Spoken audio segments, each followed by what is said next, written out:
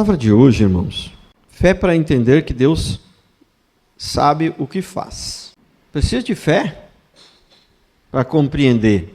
Estava orando ali para uma situação há muitos anos, orando para uma situação.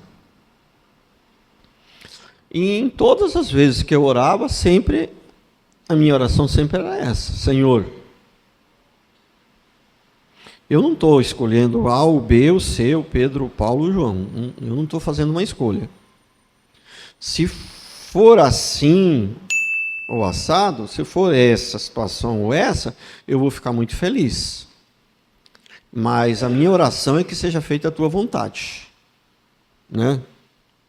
E aí quando aconteceu o negócio, não aconteceu essa aí que eu ia ficar muito feliz, aconteceu a outra. E aí o que aconteceu? Mesmo assim, o primeiro dia, o segundo dia, eu fiquei triste, irmãos. Porque você está torcendo, né, para que seja de um jeito, né? Mas você sabe que, no fundo, a vontade de Deus é melhor que a sua, então você pode ficar triste um dia ou dois, mas você recupera e você confia. Não, Deus sabe o que está fazendo, isso aqui foi o melhor para Deus mesmo. Poxa, eu já estava orando para que a vontade de Deus fizesse, como é que eu vou ficar triste? Então você já se levanta. Mas isso precisa de fé também. Se você não tiver fé, se você não confiar que a vontade de Deus é melhor que a sua, como é que vai fazer? Né? Precisa de fé. Então é fé para a gente confiar em Deus. Como diz a palavra, né? Que tudo coopera para o bem daqueles que amam a Deus. Então eu falei, não aconteceu do jeito que eu estava pedindo, embora eu não estava nem pedindo tanto. Eu estava pedindo que fosse feita a vontade de Deus. Eu falei, mas se for aqui ou aqui, eu ficaria feliz, né? Então, não foi o que eu, né, esperava. Mas, e geralmente é assim que funciona, porque a oração, irmãos, não sei se chega a ser na maioria, acho que não. No meu caso, acho que não chega a ser a maioria das vezes, mas acho que a metade das vezes a oração que a gente faz, Deus não atende do jeito que a gente pediu, do jeito que a gente quer, né? Porque os motivos são muitos, mas pense você, né? Porque às vezes tem gente que pensa assim, o novo convertido, às vezes ele não tem muita noção, ele pensa assim, não, imagina, o pastor, ele é um cara, né, ele fala direto com Deus, não sei o que lá, papai, se ele orar, Deus atende. Mas imagine você, vai jogar o Corinthians e o Palmeiras, a gente não deve orar para isso, é só uma ilustração. Mas vamos supor, está de um lado, homem de Deus de verdade, orando para o Palmeiras ganhar. Mas tem um outro lado, o homem de Deus também, orando para o Corinthians ganhar. Como é que vai ser?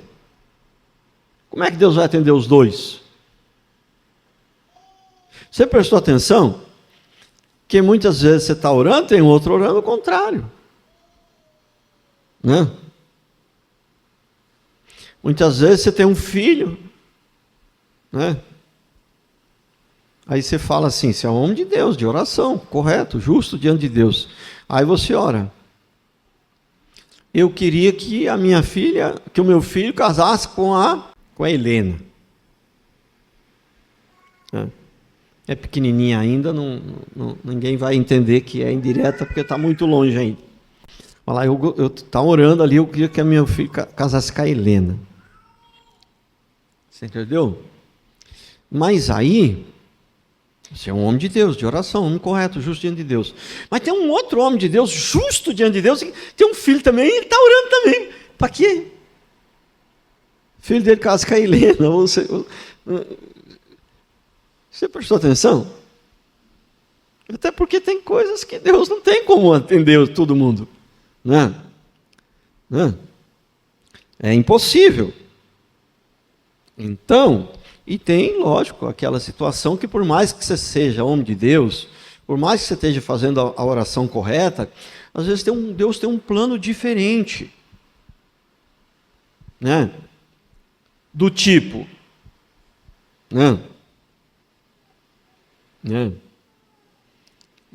você gostaria que o menino mais abençoado que tem aqui na igreja, mais espetacular que tem aqui na igreja, né? ele, né, é o Joãozinho. E aí você gostaria que a sua filha casasse com o Joãozinho. A sua filha também é a menina mais abençoada que tem aqui, também combina com o Joãozinho. Entendeu? Né? Mas sei lá, às vezes a sua filha, ela nasceu para ser mulher de pastor. E o Joãozinho, por mais que é um cara maravilhoso, às vezes ele não nasceu para ser pastor, viu? Os olhos do homem parece que combinam, mas para Deus ele tem um propósito diferente. Conseguiu entender? Às vezes não é nem que esse é melhor que aquele, não é questão, às vezes é um propósito diferente, né? Então, e a gente precisa ter fé para entregar muitas vezes nas mãos de Deus, né? E confiar que Deus sabe o que está fazendo. Entendeu? Confiar que Deus sabe o que está fazendo, né? E isso precisa de fé. Sem fé é impossível você ter essa confiança, né? É pela fé, porque inicialmente você não tem provas, não tem certeza de nada do que, né?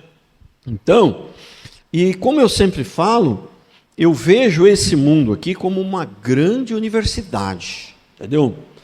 E o que é mais importante não é o que você está fazendo, o que está acontecendo no momento ali de maneira visível, é o treinamento por trás que está sendo dado, entendeu? Do tipo, você leva um menininho seu de 5, 6, 7 anos para lavar o carro. O mais importante no momento ali não é a lavagem do carro, é o treinamento. Você está treinando o seu menino. Entendeu? Então você põe lá, que nem minha nora lá, põe um banquinho para ficar mais alto, porque a minha não alcança, para poder lavar os pratos. Entendeu? Né? E aí, os primeiros pratos que são lavados, na verdade, tem que pegar uns pratos de plástico, sujar ele para dar para ela lavar. Tem que sujar o prato para dar para ela lavar, porque ela não tem tamanho ainda para lavar prato de vidro que vai quebrar tudo. Entendeu? Então, a minha nora, ela sujava um pouquinho o prato lá de plástico e dava para a menina lavar. Entendeu? Então, veja bem, o importante que está acontecendo ali não é a lavagem de prato, é que a menina está sendo treinada. Isso que é importante. Então, o que acontece? Você faz uma oração, acho que a última palavra que eu falei aqui, falei sobre a bênção de Deus, né? A bênção financeira, eu falei sobre isso, que Deus abençoa financeiramente, né? Mas, irmãos, você pode orar e clamar para Deus atender a sua oração e abençoar as suas finanças, e Deus pode ouvir a sua oração, falar, dá ordem para os anjos lá, abençoa meu servo lá. Você entendeu? Agora, você precisa entender que enquanto você está sendo abençoado, o mais importante não é a bênção de Deus. Enquanto você está sendo abençoado financeiro, naquele percurso para Deus te abençoar financeiramente, o mais importante não é a bênção financeira, o mais importante é o treinamento de Deus que você vai receber durante aquele tempo que você está sendo abençoado. Entendeu? Então, o treinamento. Eu vou mais longe. Tem alguma coisa aqui na face da terra, depois de Deus, obviamente, aqui na face da terra, mais importante que a família? Filhos? Não tem. Só o treinamento de Deus que é mais importante. Enquanto você está criando seu filho, entendeu? Enquanto você casou, enquanto você está criando seu filho ali, mais importante até do que a sua família é o treinamento que Deus está te dando. Porque se não tiver treinamento, se não tiver salvação, não tiver treinamento, a família também vai tudo para o inferno, vai ser tudo perdido, de que valor vai ter? Então, esse treinamento, por verdade, ele é até mais importante do que a própria família, gente. Olha, nós estamos aqui, somos soldados do Senhor, estamos aqui para ser treinados, entendeu? E é aquilo que eu falo, se a sua vida estiver mudando, desde que você se converteu não mudou nada, aí você precisa se converter. Agora, se ela estiver mudando pouquinho, não se apavore não.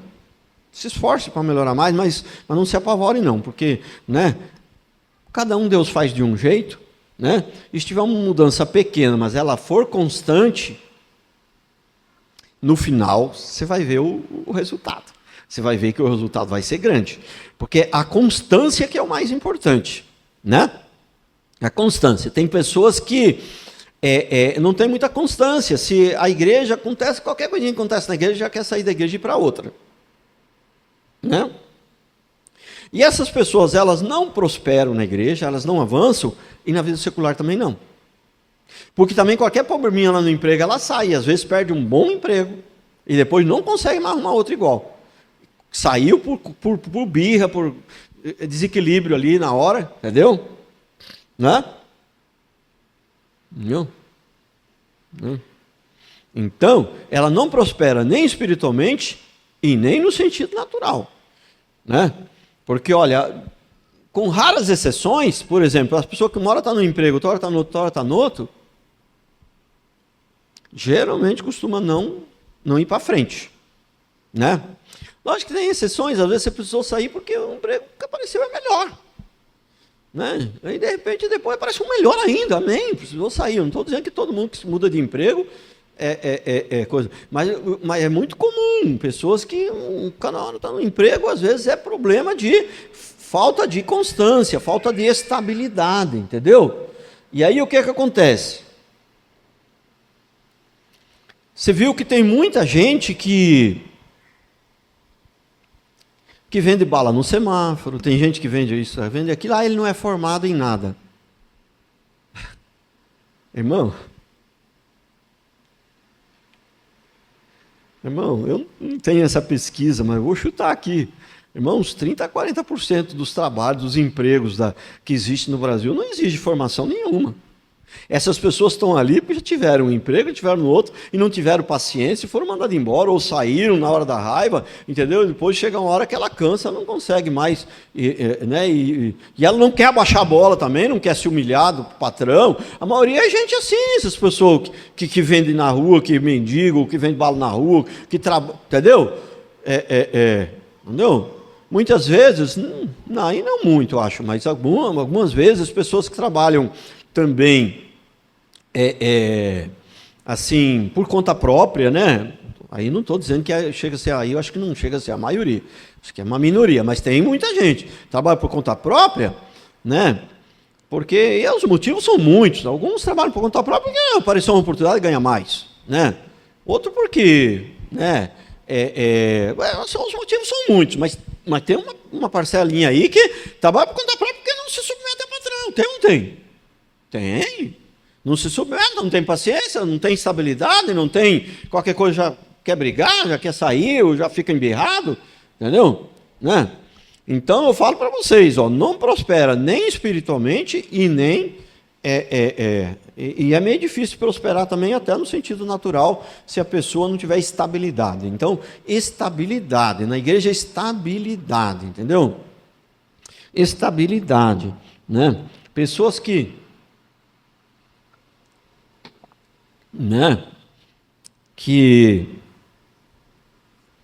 tem muitos irmãos lá na igreja de Guará, tem vários irmãos, mas tem bastante. Eu não sei quantos agora, mas tem bastante. Que trabalha lá na Liber. Tem muitos porque geralmente um foi, puxou o outro e vai abrindo, vai, né, levando o currículo do outro, né? E tem bastante irmão lá que trabalha na Liber, mas tem uns lá que trabalham há 25 anos. Né? O Paulo, por exemplo, quando eu cheguei lá em Guará, ele já trabalhava na Libre, e eu já saí de Boatuva faz 24 anos. Então ele deve ter uns 25, 26, 27 anos trabalhando lá já. Né? Então, pessoas que trabalham há muito tempo. Então a gente estava falando lá, ele foi na palavra sobre empreendedorismo. Ele falou, não, eu vim para aprender porque sempre é bom. Mas eu não tenho, né, um plano agora de empreender porque para mim, eu estou super... Quer dizer, o cara está rico, na verdade, trabalhando empregado. E não tem diploma de nada. Ganha, acho que 6, 7, 8 mil por mês. Acho que uns 8 mil por mês ele ganha. Entendeu? Fora os PLR, fora as coisas que tem, né? Num emprego desse, entendeu? Então, mesmo ele não sendo um empresário, não sendo uma coisa, ele está rico. O homem está bem, mas por quê? Está tanto tempo lá que o negócio foi subindo, o salário o cara ganhou, eu acho que, eu não sei direito, mas acho que uns 8 mil sem ter uma universidade. Entendeu? Mas é o tempo, né? Muito tempo na empresa, né? Então, aposenta cedo. Porque o cara que sai do emprego, uma hora sai, depois leva 3, 4, 5 meses, um ano para outro, já fica um ano sem pagar o INPS. Entendeu? Então, e não se engane. O nosso, Deus fez o homem à imagem e semelhança de Deus. E o principal motivo de você estar aqui, o principal propósito de Deus nas nossas vidas, sabe qual é? Não é trabalhar, não é ser pastor, não é ser bispo, não é ter filhos. Tudo isso faz parte da estratégia, do plano de Deus. Tudo isso faz parte. Mas o principal propósito é te levar de volta à imagem e semelhança de Deus. Esse é o principal propósito de Deus. Por isso que eu falo, quando você tem um filho, é uma coisa maravilhosa ter um filho, mas ainda tem um propósito por trás que é ainda maior. Enquanto você cuida desse filho, ele vai te levar de volta à imagem e semelhança de Deus. Entendeu? Te levar de volta à imagem e semelhança de Deus. E olha o que eu vou ler aqui. Deuteronômio 8, 2 a 4. E te lembrarás de todo o caminho pelo qual... Eu vou falar mais uma coisinha antes de ler o texto aqui. Irmãos, alguns estudiosos, historiadores, o povo de Deus, quando saiu do Egito, para cumprir o percurso ali, uma pessoa sozinha, jovem, não precisa ser atleta, mas jovem, saudável, sozinha, levaria 3 dias para cumprir o percurso, sem bagagem, sem nada, a pé, 3 dias, né? Uma família com bagagem, com coisa assim, uma família com bagagem levaria, me parece que 15 dias, 20 dias, né? E a multidão, aquela multidão com boi, com montoeira de coisa e tal, aquela multidão, 3 meses levaria. E isso pelo caminho dos filisteus, que era mais perto. Entendeu? Mas a Bíblia diz que Deus não levou eles por esse caminho mais perto. A Bíblia diz que Deus levou eles em zigue-zague, por um caminho mais longo. Entendeu? Para quê? Para judiar do povo. Deus gosta de judiar do povo. Né? Deus gosta, Ele tem prazer em humilhar o povo, judiar dos seus filhos. Ele gosta de pisar, humilhar. É por isso? Não. É para treinar o seu povo. A Bíblia diz que era para treinar, para que eles esquecessem o caminho de volta. A distância é tão longa, é tanto sofrimento que eles iam passar, que eles esqueceriam o caminho de volta, porque senão eles iam, se eles não fossem treinados, se eles fossem o caminho de Filisteu, eles iam voltar. Tanto é que em algum momento eles quiseram voltar. As pepinos que tinha lá no Egito, as maçãs, as não sei o que lá que tinha no Egito, estavam louquinhos para voltar. Mas eles nem mais sabiam o caminho de volta. Presta atenção, irmão, como é sério isso. E agora eu vou ler o texto aqui. Deuteronômio 8, 2. E te lembrares de todo o caminho pelo qual o Senhor teu Deus tem te conduzido durante esses 40 anos no deserto, a fim de te humilhar. Né? Você falar para um pentecostal que Deus, Ele vai te conduzir por um caminho para te humilhar, eles dão um chilique, né? Mas o texto está bem claro. Eles dão um chilique. Só que o propósito final não é a humilhação, entendeu? Não é que Deus tenha prazer em humilhar. O propósito não está na humilhação. O propósito está no treinamento que você vai receber. E tem algum tipo de treinamento que precisa da humilhação. Sem ela você não passa. Entendeu?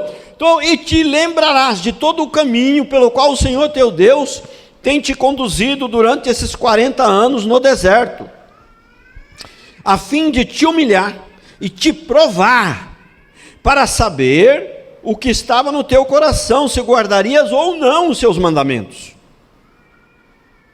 Veja bem, não é que Deus não sabe, mas isso aqui é para provar para você mesmo e para os anjos, sei lá, para todo mundo, entendeu? Para ficar claro, né? O sentido é esse, não é que Deus não sabe. Deus sabe, na verdade, se você vai passar no teste ou não, né? Mas é para que fique como exemplo, como testemunho, é para que seja conhecido de toda né, a humanidade, de todo o universo, né? Quem é você? Né? Quem é você? Né? Porque você conhece o mundo espiritual? Você conhece a Deus? Mas e eles te conhecem? Você conhece os anjos? Você já viu o anjo? Tudo bem. Mas ele já viu você? Eles te reconhecem? Isso é mais importante. Entendeu? Os anjos, entre eles lá, conversando, falam assim, e o pastor Valmir lá? Aí, aquele lá, acho que não dá muita coisa boa não. Entendeu? Como é que é? Eles te reconhecem? Como é que é? Uma conversa entre os anjos lá. Eles sabem quem você é? Você foi provado mesmo? Entendeu? Que talvez os anjos... Tem muita gente boa aí que os anjos não sabem que ele é gente boa, porque ele não converteu ainda. Mas Deus já sabe, porque Deus sabe. Mas os anjos, para saber, ele tem que ver. Deus não precisa ver. Né? O resto da humanidade também, para saber, tem que ver. Só Deus que não precisa ver, mas o restante do universo precisa ver. Né? Então, continuando a leitura. Sim, ele te humilhou e te deixou ter fome. Cara, isso aqui...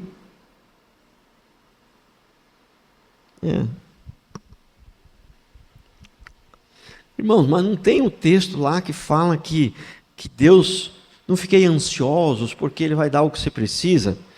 Ele vai dar o que você precisa, sim, mas vai ter exceções a qual, aquilo lá é um texto da Bíblia, ele não pode ser lido isolado, temos que ler o restante todo da Bíblia, mas vai haver exceções que o que você vai precisar mesmo, não é de comida, é de falta dela, entendeu? Vai precisar da falta dela, e qual o motivo que você vai precisar de passar fome? Qual o motivo? Revelação do céu, um anjo me falou. Não, está escrito aqui. Né? Esse pessoal pentecostal, às vezes, eles falam que o anjo falou, tudo está escrito na Bíblia. E está escrito aí. Você vê que as aberrações, elas não tem limite, né? Então, vamos ler de novo. Sim, ele te humilhou, te deixou ter fome, te sustentou com maná, que nem tu, nem teus pais conheceis, para que entendessem que o homem não vive só de pão. A resposta está aqui, né? Porque tem hora que você precisa de passar fome para entender que o homem não vive só de pão, nós vivemos de Deus. Deus.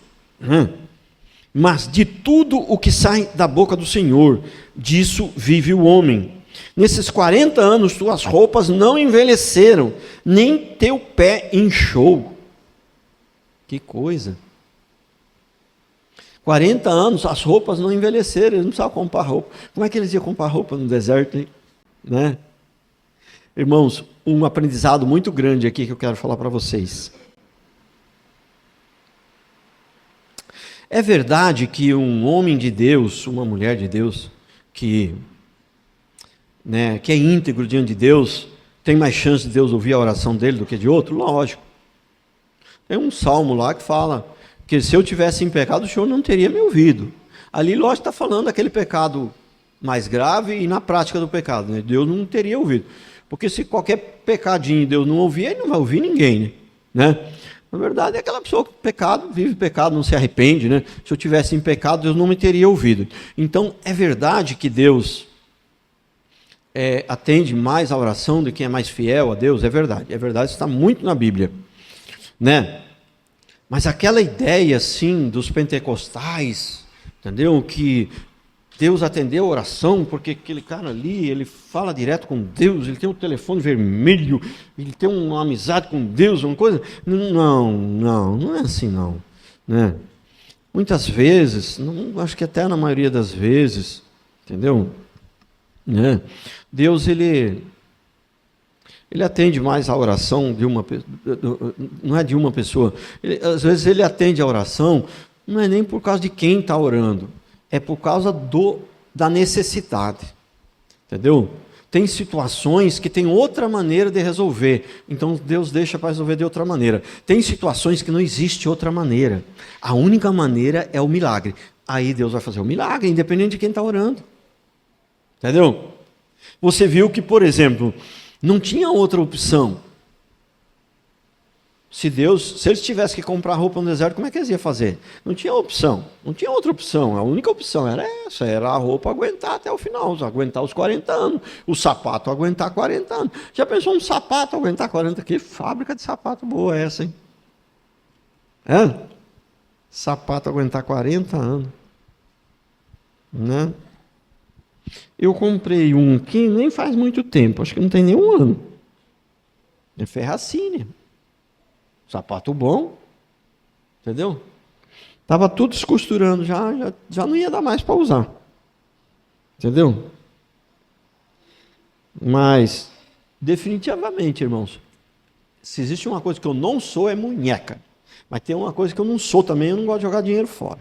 O sapatinho que eu gosto, foi lá no sapateiro, costurou os dois, costurou e falou R$40, 20 cada o par, R$40 o par. Falou, aqui você vai usar mais, você usou um ano, demorou para descosturar, agora você vai usar 2 anos, até acabar esse sapato. Louvado seja Deus, entendeu? E é tão gostosinho quando você tem uma coisa que você gosta, vale a pena levar para consertar, né? Então, mas vamos lá, agora eu até me perdi o que eu estava falando. Então, irmão, mas vamos ler outro texto aqui para voltar a lembrar e pegar o fio da meada. Juízes 3, de 1 a 4. Olha, presta atenção nisso aqui, hein? Né? Irmãos, eu te falo uma coisa para você. Eu fiquei 15, 20, quase 20 anos na igreja pentecostal, nunca vi ler esses textos, não. Juízes 3, de 1 a 4. Estas são as nações que o Senhor deixou na terra para pôr à prova todos de Israel, que não haviam participado de nenhuma das guerras de Canaã.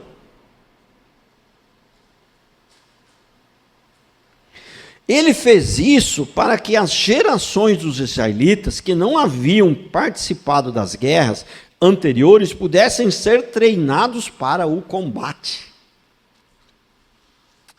Irmãos, você já tinha ouvido uma palavra dessa? Se você leu a Bíblia toda, você já tinha lido, mas às vezes a gente lê, quando você lê corrida a Bíblia toda, você lê e depois você não lembra quase muita coisa. Por isso que eu falo, uma vez, até 2 vezes, você pode ler a Bíblia toda correndo, mas não faça isso mais. Não faça, acho que não. Mas acho que não é o ideal fazer isso mais do que 2 vezes. Aí, a partir de você já leu 2 vezes ela inteira, corrida, aí você tem que começar, não ler, você tem que começar a estudar. Pega um pedaço e medita nele, vai para frente, volta para trás. Mas o que está querendo dizer com isso? Tenta ler num outro lugar, pega o celular e chama lá no Google, onde tem outros textos que falam sobre aquele assunto e vai estudando. Prestou atenção? Aí é mais produtivo. Agora, 1 ou 2 vezes é bom ler mesmo a corrida assim, entendeu? Para não ficar nada para trás, né? Entendeu? Então, mas olha, é tão forte isso aqui que eu vou ler de novo. Estas são as nações que o Senhor deixou na terra para pôr à prova todos de Israel que não haviam participado de nenhuma das guerras de Canaã. Ele fez isso para que as gerações dos israelitas que não haviam participado das guerras anteriores pudessem ser treinados para o combate. Irmãos, deixa eu falar uma coisa para você. O que o texto está dizendo aqui? Que eles foram treinados no deserto. Guerras. Entendeu? Quando a guerra não era literal com outro povo, era a guerra, né, de vencer ali as dificuldades. Não tinha pão, e crer que vai descer o maná do céu, isso é uma guerra também, né? No certo sentido, isso é uma guerra. É guerra com o interior, né? Sua fé, né? Ah, veio o maná, mas só pode pegar, eu não posso guardar, tem que pegar só para um dia só, será que vai cair de novo amanhã? É uma guerra no interior, né? Tem essa guerra, tem a guerra literal, mas tem a guerra interior. Hoje a nossa guerra ela não é muito literal, ela é mais a guerra interior mesmo, a nossa fé, balança daqui, balança de lá, e você tem que se aprumar de novo, entendeu? Né? E então ela pode balançar, mas ela não pode balançar por um dia, 2 dias, mas não pode demorar demais, né? Porque se ficar balançando, aí fica igual a onda do mar, e vem e vai, a vida toda. Aí um dia está com fé, outro dia está bem, outro dia está mal, né? Então não dá, aí não dá. Mas olha, não bastava ele seguir o percurso com aquelas lutas todas, e chega em Canaã, que é a terra prometida, tem guerra em Canaã também. A guerra continua.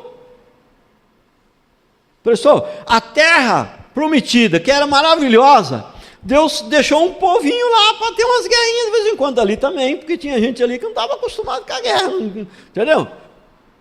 Irmão, que coisa. Inclusive, tem gente que, não são muitos, né, mas tem teólogos que, é bem minoria, mas que tem uma turma que fala que a Canaã simboliza o céu. Não, se simbolizasse o céu, não podia ter guerra lá, né? Se tem guerra lá, não tem como simbolizar o céu, porque o céu, a Canaã, na verdade, o que simboliza? Canaã simboliza, você fala, eu entrei em Canaã. Para nós aqui hoje, o que simboliza? Né? Você já desconfiou? Simboliza, assim, uma vida de vitória, entendeu?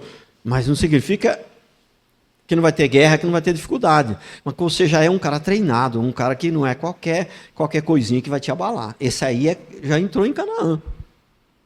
Entendeu? É uma vida, simboliza uma vida de vitória.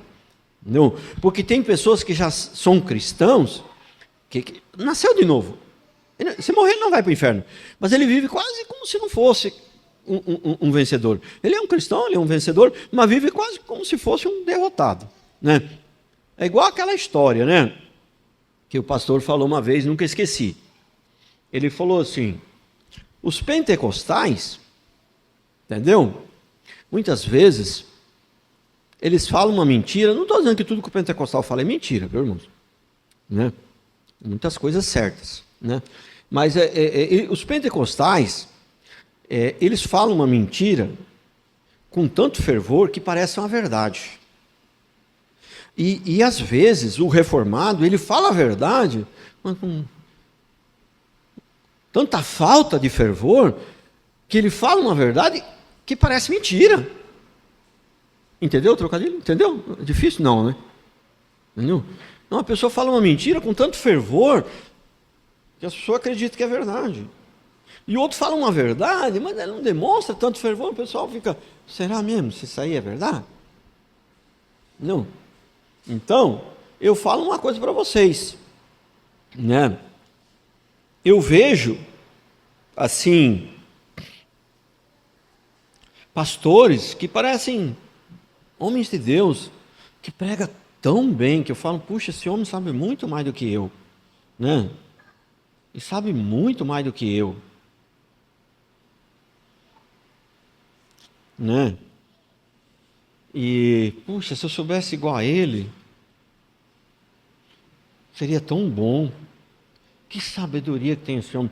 Como ele prega certinho, como ele ensina bem.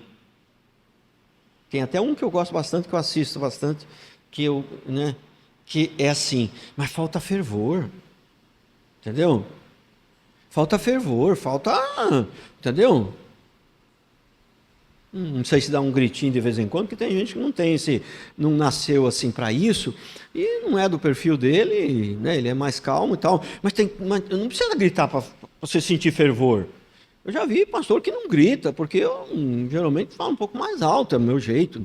Também falar alto não significa ser espiritual, entendeu? Mas tem gente que o tom dele de voz é mais baixo, tudo não é alto igual o meu, mas você sente fervor ali, você sente que a pessoa está... Né? Entendeu? Tem uns caras que não tem fervor, né? Tem que ter fervor, irmãos, tem que ter, né, paixão, e isso tem a ver muitas vezes com o que você vive também. Às vezes você, né, não vive tanta palavra, às vezes você vem no culto só, né, e não põe lá em casa, não lê uma Bíblia em casa, não põe um vídeo para ver, não põe uma música, entendeu? Na televisão, enquanto você está lavando a casa, entendeu? Liga a televisão lá, põe uma música, põe lá, sei lá, Aline Barros. Se ela é crente, eu não sei também, mas a música dela é boa, né? Põe lá, entendeu? né? Isso vai trazer fervor. É a comunhão com os irmãos e essa questão de estar sempre meio ligado com a palavra. É isso que vai trazer fervor. E oração, orar, né? Isso vai trazer fervor. Entendeu? Então, mesmo a pessoa, não é uma questão de personalidade, não, né? Não, o pastor Valmir é assim porque ele está, entendeu? Ele é falador mesmo, ele está... Não tem nada a ver com isso não, irmão.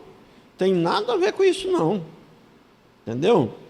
Se eu não orar, se eu não gemer, quando eu relaxo um pouquinho, fui de férias, fui passear, relaxo um pouquinho, venho aqui, parece que faltou fervor, parece que a palavra não foi muito boa, eu já fico e volto para casa, já volto em crise. Entendeu? Entendeu? Mas olha o que diz o texto, né? Estas são as nações que o Senhor deixou na terra para pôr à prova todos de Israel que não haviam participado de nenhuma das guerras de Canaã. Ele fez isso para que as gerações dos israelitas que não haviam participado das guerras anteriores pudessem ser treinados para o combate. E naquela época, grande parte da guerra era literal mesmo. Hoje a nossa guerra, raramente ela é literal. Né? Ela é a guerra no nosso interior mesmo, é você vencer. A nossa luta não é contra carne e sangue, a nossa luta é contra principados e potestades, contra o desânimo, né? Contra a pornografia, contra, né, o temperamento, né, explosivo. Eu conheci uma pessoa, irmãos do céu, ele era a explosão em pessoa, ele era uma caixa de dinamite. E até hoje ele tem que tomar cuidado, mas a caixa de dinamite está meio dominadinha ali. Essa pessoa era eu, irmãos, era muito explosivo, entendeu? Tanto que emprego, como eu falei no começo, meus primeiros 3 empregos foi emprego bom. Emprego assim maravilhoso. Tipo emprego que hoje você ganha 10 mil por mês. Eu com 17, 18 anos já tinha um emprego desse. Entendeu? Né? E perdi os 3 por causa de ser explosivo, entendeu? Por causa de ser aquela caixa de dinamite, né? Eu vou explicar, senão vocês vão falar, mas como? Talvez 10, talvez seja muito, vai lá 7, 8, mas acho que devia ser por isso mesmo, né? É que sabe, na época era a febre da churrascaria no Rio de Janeiro, e um gaúcho que soubesse fazer um bom churrasco e trabalhador, eles pegavam a laço, eles disputavam a laço. E eu era o cara. Apesar de ser novinho, era trabalhador, forte, acostumado lá na roça, né? Porque para fazer churrasco também precisa ser meio forte numa churrascaria. Precisa ter força, precisa ser forte, porque o negócio é cansativo. Você mexe com caixas de churrasco, de carne, né? Carrega caixa para lá, caixa cheia de carne, uma caixa daquela pesa 50, 60 quilos. Era forte, acostumado na roça, né? Entendeu? Forte, trabalhador e sabia fazer o churrasco. Isso aí era disputado a laço, entendeu? Que era difícil de achar no Rio nessa época, né? Então, por isso, e eu perdi esses empregos tudo bom aí. Depois Deus teve misericórdia, a hora que eu estava quebradinho, sem condições nenhuma, aí Ele fez um milagre. Aleluia, glória a Deus, louvado seja o nome do Senhor, né? E aí depois Ele dá a lista das nações que Ele deixou em Canaã para treinar o povo de Deus na guerra. 5 líderes dos filisteus, todos os cananeus, os sidônios e os heveus que habitavam no monte do Líbano, desde o monte Abal-Hermon até Lebo-Hamate. Essas nações ficaram para que os israelitas fossem postos à prova por meio delas. E assim demonstraram que obedeceriam aos mandamentos que o Senhor dera aos seus pais por intermédio de Moisés. Irmãos, que coisa, não? Que coisa!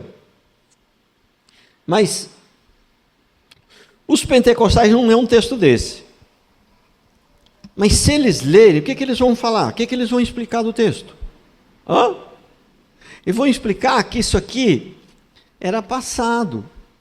Que isso aqui não vale mais para hoje, porque hoje a nossa guerra É bíblico, né? A nossa guerra hoje é contra principados e potestades. Entendeu? Aí parece que deu certinho. Inclusive encontrou até o versículo para encaixar. Que isso aí não vale mais, que hoje a nossa guerra é contra principado e potestade. Irmão, é lógico que hoje a nossa guerra é contra o principado e potestade, mas é a mesma. A preparação, o treinamento que a gente precisa é o mesmo. Entendeu? Mas o princípio é o mesmo. Naquele tempo a guerra é literal, mas hoje ela é. E Deus, do mesmo jeito que ele deixava aqueles lá para a guerra literal, ele vai deixar situações difíceis para a nossa guerra espiritual contra a principal potência. Ele vai deixar situações difíceis de propósito para que você seja treinado. O princípio ele continua o mesmo, né? Ó, Jeremias. Só que tem um detalhe que é importante aqui. Tchan, tchan, tchan, tchan. Né? Ele fala assim, primeiro vem a notícia boa, depois vem a ruim, né? Não, ao contrário. Primeiro vem a ruim, depois vem a boa. Irmão, no Evangelho tem notícia ruim. Tudo coopera para o bem daqueles que amam a Deus. O treinamento é para o nosso bem. Olha o que diz aqui Jeremias 29:11. Pois eu bem sei que planos tenho a vosso respeito, diz o Senhor. Planos de prosperidade e não de mal, para vos dar o futuro, um futuro e uma esperança. Então, Deus tem um plano de paz para nós, Deus tem um plano de prosperidade, Deus tem um plano de vitória, mas para isso precisa de ser treinado.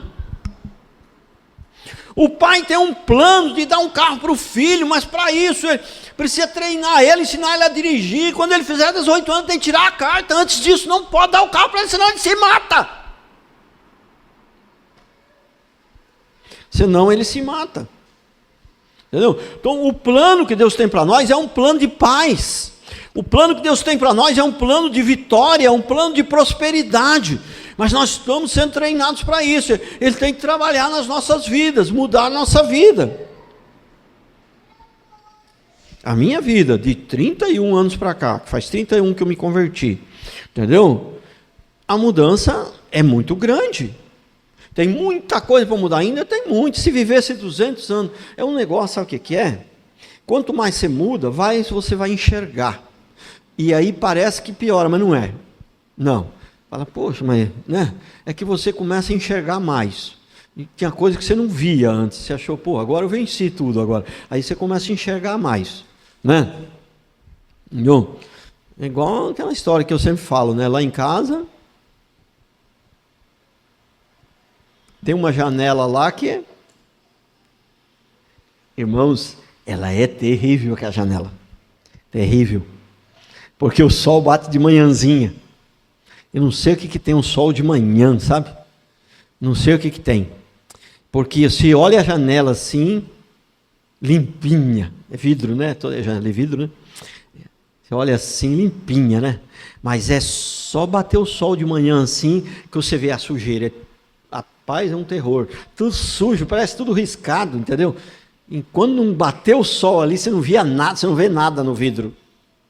Entendeu? Então, conforme você vai melhorando, vai aparecendo mais, Deus vai te mostrando mais, e aí você vai mudando mais, e nunca acaba. Não tem fim, irmão. Não acaba. Não vai ter descanso nessa terra. Não vai ter descanso, não. Quando você viver, vai ter coisa para melhorar. O descanso é lá, não é aqui, não. É lógico, quando você ficar mais velho, Deus vai pegar mais leve ali, já vai estar, né? Deus dá de acordo com, né? E não dá tribulação maior que você possa suportar e tal, né? Tudo isso é verdade, né? Mas acabar de tudo não acaba.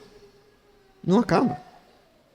Romanos 8:28. Sabemos que Deus faz com que todas as coisas concorram para o bem daqueles que o amam, dos que são chamados segundo o seu propósito.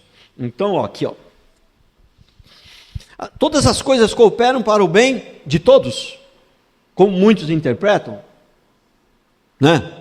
Não, todas as coisas cooperam para o bem de todos. Né? É assim? Não.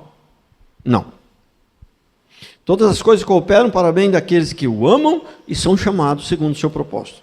Entendeu? Então, por que muitas vezes aparentemente o ímpio prospera mais que você, aparentemente o ímpio parece estar sofrendo menos que você, aparentemente parece que o ímpio está se dando bem e você está se dando mal. Simples, como 2 e 2 mais 4. Ele não está sendo treinado. Quem está sendo treinado é você. Ele não está sendo treinado. Ele não está sendo treinado para nada. Entendeu? Pelo contrário, ele existe para treinar você. Né? Eu vou falar aqui uma coisa para vocês, né? Como dizia o Enéas, né? Quem conhece o Enéas aqui? Morreu já faz um tempo. Um homem ímpio, mas muito inteligente. Extremamente. Eu acho que é um dos homens mais inteligentes que eu conheci. Que eu não conhecia, sim, conheci pela televisão. Né? Ele fala assim, vou falar bem devagar, para que não interprete errado. Vou falar bem devagar, para que não distorça a minha fala. Né? Ele falava assim, né? Então, falar bem devagar, para vocês entenderem bem e não pense que eu estou falando de heresia, não. Sabe para que o ímpio existe? Para nada. Só para você treinar a gente. Só para treinar o justo. Só para fazer parte. Sem o ímpio não tem como o justo, os escolhidos, ser treinados. É só para isso que ele existe. Né? E ele é responsável por ser ímpio. Ele vai pagar o fogo do inferno. Porque é o seguinte, os ímpios não fazem uma pergunta, e alguns até que se diz crente, frequenta a igreja, não fazem uma pergunta, mas se fomos escolhidos antes da fundação do mundo, por que Deus não chamou, fomos chamados antes da fundação do mundo, por que Ele não chamou só os crentes? E os outros Ele não chamasse, para que existir? Eles não precisavam existir, mas como nós ia ser treinados se os ímpios não existissem? Como que a gente ia vir a esse mundo e saber que todo mundo era crente? Aí o crente ia se atolar no pecado. Brincadeira, não sei se ia, mas sei lá, mas é um negócio estranho. Só tem crente, para que nós vamos pregar o evangelho? Para que... Não tem ímpio, não tem, sei lá. Irmãos, é os mistérios de Deus, né? É os mistérios de Deus. Amém. Glória a Deus.